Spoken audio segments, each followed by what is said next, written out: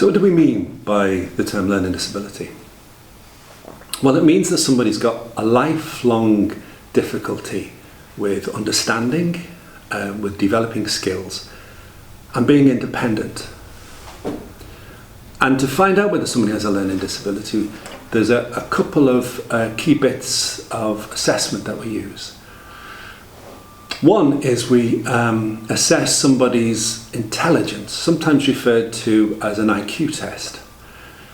And the thing about IQ is that it gives you a score that compares you to other people your age.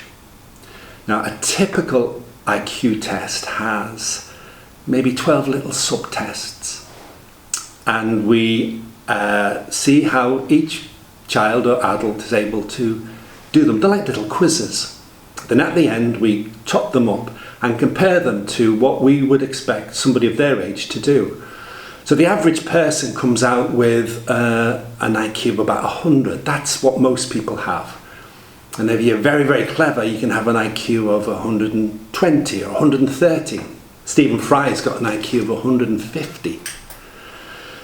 But going lower, if you're struggling with learning and remembering and thinking, then you'll have an IQ lower at around 70 and below, depending on your difficulties.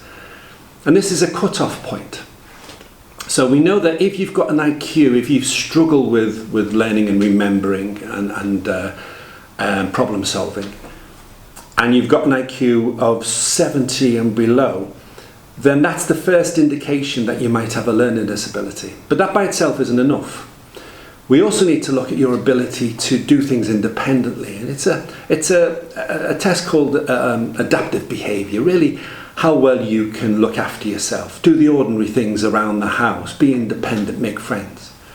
And again, we can compare a score on what you're able to do with what we would expect somebody of your age to do. So when we're trying to understand, does somebody have a learning disability, there are these two types of tests that we do, and then we bring them together. So it is possible that you might have an IQ of 69, but actually be perfectly able to look after yourself. And in that respect would say, well, no, you've not got a learning disability. But if you've got an IQ of 75 and you struggle to look after yourself, then it's a bit of a problem, because we know sometimes people's performances vary. So the take-home message is it's never clear cut when the scores are close to, when an IQ score is close to 70. And it really requires a discussion to understand the person and what's going on in their life.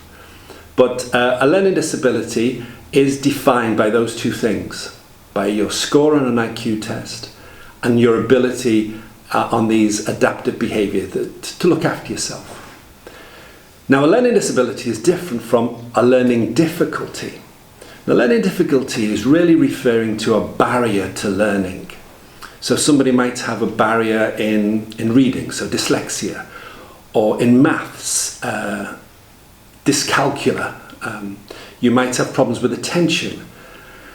So these are specific aspects of learning that will affect how you're going to do at school. And that is different from a learning disability, which is lifelong and basically means you're always going to need some sort of help to enable you to have a quality of life.